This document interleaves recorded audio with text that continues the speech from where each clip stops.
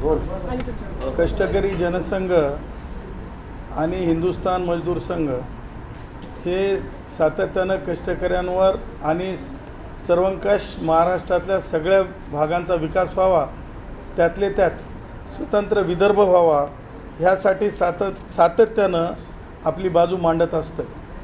आणि विशेष म्हणजे हा जो पुसद तालुका आहे, ह्या तालुक्याला पुष्पावती नगरी म्हणून जिल्ह्याचं नावसुद्धा देण्यात यावं आणि जिल्हासुद्धा व्हावा अशी सुद्धा सातत्यानं भूमिका मांडत असतो। आणि मला असं म्हणायचं ह्या निमित्तानं ह्या तालुक्यानं, ह्या जिल्ह्यानं महाराष्ट्राला 2 वेळेस मुख्यमंत्री दिलेत आणि म्हणून एक अपेक्षा आहे इंद्रनील नाईक साहेबांकडून की त्यांनी स्वतंत्र विदर्भाची बाबतीमध्ये पुढाकार घ्यावा आणि विदर्भामधूनच आज महसूल मंत्री असतील किंवा माननीय मुख्यमंत्री देवेंद्रजी असतील, त्यांनीसुद्धा स्वतंत्र विदर्भाचा लवकरात लवकर विचार मान्य करावा आणि पुसदला जे आहे पुष्पावती नगरी म्हणून म्हणजे जिल्ह्याचा दर्जा मिळावा, जिल्हा व्हावा।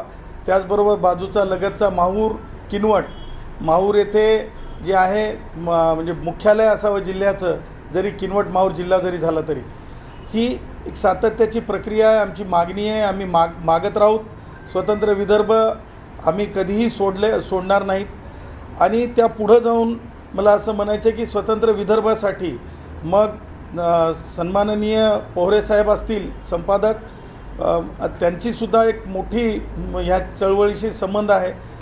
त्याचबरोबर ह्यापूर्वी अनेकांनी म्हणजे काय धोटे आपले सोयाबीनचा भाव, ज्या प्रकारे शेतकऱ्यांचं कष्ट, ज्या प्रकारे जो हंगामी शेतकरी आहे, जो पाण्याखालचा म्हणजे कोरडवाहू शेतकरी आहे, त्या शेतकऱ्याला जर त्याच्या श्रमाचे म्हणजे 4,500-5,000 त्याला खर्च आहे म्हणजे ॲक्च्युअल म्हणजे बियाण पेरणीचा, परंतु त्याच्या श्रमाच्या बाबतीमध्ये म्हणजे 100 रुपये रोज जर त्याला पडत नसेल तर हे अत्यंत वेदनादायी आहे। ह्या वेदनेतून माननीय देवेंद्रजींचं सरकार, माननीय अजितदादा उपमुख्यमंत्री, माननीय उपमुख्यमंत्री एकनाथरावजी शिंदे साहेबांनी विचार करावा आणि किमान 7,500 रुपये तरी भाव द्यावा अशी सुद्धा गरानं आम्ही आमच्या विदर्भातील कोरडवाहू शेतकरी असेल, शेतमजूर असेल, कारण शेतकऱ्यावर शेतमजूर जगतो, ह्या सगळ्यांच्या वतीनं ती देखील आम्ही जितेंद्र आव्हाडांची नुकतीच प्रेस कॉन्फरन्स झाली आहे। त्यांनी जनसुरक्षा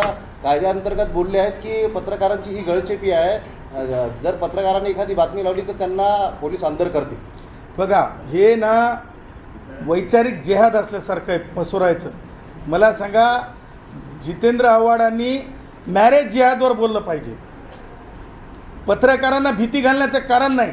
ह्या देशामधलं पिल्लर जे होते, या देशामधलं 4th इस्टेट जे आहे ते भारतरत्न डॉक्टर बाबासाहेब आंबेडकरांनी जे बहाल केलेलं आहे, जे अधिकार बहाल केलेले आहेत 4th इस्टेट म्हणून, त्याच्यामुळे जितेंद्र आव्हाडांनी जे आहे मुंब्रा आणि कौसामध्ये कोणी पाकिस्तानी आहेत का हे सांगा।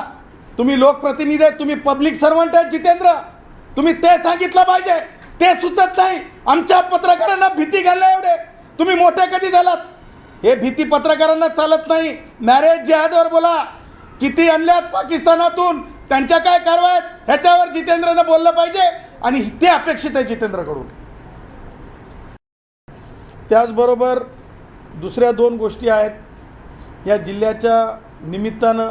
या जिल्ह्याच्या म्हणजे पुसद तालुका असेल किंवा उमरखेड तालुका असेल किंवा लागून असलेला हिंगोली जिल्हा असेल, ह्या काही ठिकाणी मदरसे चालू आहेत। ह्या मदरशांच्या बाबतीमध्ये आपण जर पाहिलं असेल की कोकणामध्ये ज्या प्रकारे एका मदरशामध्ये ज्या हत्यारं सापडली, ही कोणतं शिक्षण आहे? त्याच्यामुळं उमरखेडचा मदरसा असेल किंवा नांदेडच्या हिंगोली जिल्ह्यातला मदरसा असेल, आपल्या याच्याजवळचा आपल्या औंढा नागनाथ जवळचा किंवा इतर मदरसे असतील, ह्या सगळ्या मदरशांच्या बाबतीमध्ये खास करून ज्या अतिदुर्गम भागामध्ये मदरसे आहेत त्याच्यामध्ये पिरियॉडिकल तपासणी झाली पाहिजे। तिथं कोकणामध्ये ज्या प्रकारे हत्यार सापडले तशा प्रकारच्या हत्यारांचं शिक्षण दिलं चाललं आहे का? कारण ज्या प्रकारे आज काश्मीरमध्ये आमच्या हिंदुस्थानी नागरिकांनी भोगलं, मग त्याच प्रकारचं काही इंटरनल इन्सेक्युरिटी तयार झालेली आहे का? त्याच्यामुळे ह्या मदरस्यांच्या बाबतीत तिसरा डोळा उघडून ठेवला पाहिजे, बघितलं पाहिजे या मदरस्यांमध्ये काय चाललेलं आहे. कारण जोपर्यंत त्यांना खंगाळून पाहिलं जाणार नाही, त्यांच्या डोक्यात काय भरलं चाललं हे पाहिलं जाणार नाही, तोपर्यंत मला असं वाटतं की अत्यंत चिंतनीय गोष्टी आहेत. कारण वैश्विकदृष्ट्या प्रभू श्रीरामांचे विचार किंवा भगवान गौतम बुद्धांचे विचार, भगवान महावीरांचे विचार, छत्रपती शिवाजी महाराजांचे विचार, हे जे विचार आहेत ते खुले विचार आहेत. परंतु इस्लामिक दहशतवाद या नावाखाली किंवा इस्लामिक जग निर्माण करण्याच्या नावाखाली काय चाललं आहे का मदरस्यांमध्ये, हे पाहणं आवश्यक आहे. मला असं वाटतंय की शाहरुख खान, सलमान खान सारख्या सेलिब्रिटींनीसुद्धा आता मदरस्यांमध्ये काय चाललं आहे हे गांभीर्यानं घेतलं पाहिजे, त्यांनीसुद्धा बोललं पाहिजे या सेलिब्रिटीजनीसुद्धा. त्याचबरोबर एक महत्त्वाची गोष्ट आम्हाला बोलायची असतील किंवा त्यांच्या कुटुंबीय असतील किंवा सर्वपक्षीय लोकांनी जी मागणी लावून धरलेली आहे स्वतंत्र विदर्भाची, त्या मागणीला एक बढावा मिळावा यासाठी हा दौरा आहे. आम्ही म्हणजे अकोल्यावरून आमचे पदाधिकारी आलेत, म्हणजे विदर्भातून, नागपूरमधून आलेत, भंडाऱ्याहून आलेत आणि त्याचबरोबर यवतमाळचे आहेत, अमरावतीचे आहेत. ह्या सगळ्यांच्या वतीनं आम्ही पुन्हा एकदा विनंती करतो की इंद्रनील नाईक साहेबांनी पुढाकार घ्यावा, नाईक कुटुंबानं पुढाकार घ्यावा. हेच ते नाईक कुटुंब आहे, हेच ते कुटुंब आहे ज्यांनी म्हणजे महाराष्ट्राच्या राजकारणावर राज्य केलं. तिथे त्यांनी कधीसुद्धा म्हणजे माघार घेतलेले नाईक दिसलेले नाहीत. त्यामुळं आता नाईकांनी पुन्हा एकदा पुढाकार घ्यावा आणि स्वतंत्र विदर्भाची चळवळ ही अत्यंत शक्तिशाली करावी. ती म्हणजे ज्या हजारो लग्न महिला पाकिस्तानातून भारतात आल्या हे दिसत आहे, हे लक्षात येत आहे. त्याच्यामुळे हे मॅरेज जिहाद आहे का? हा मॅरेज जिहाद आहे का? हे सुद्धा आता तपासणं आवश्यक आहे. जर हे मॅरेज जिहाद असेल तर याला प्रेम, याला लग्न ह्या संकल्पनेत मोडलं जाऊ नये. हे एक टेररिस्ट ॲक्टिव्हिटी आहे, हे एक अंडरवर्ल्ड क्रॉस बॉर्डर टेररिझम आहे. हे टेररिझम हे ठरवून केलं चाललं आहे. ह्या मॅरेज जिहादला पूर्णविराम, फुल स्टॉप येणं आवश्यक आहे. हे लग्न नसून ही एक म्हणजे आतंकी कारवाईची किंवा ही आतंकी कारवाईला अंजाम देण्यासाठीची प्रक्रिया आहे, हे सुद्धा तपासलं गेलं पाहिजे अशी आमची मागणी आहे.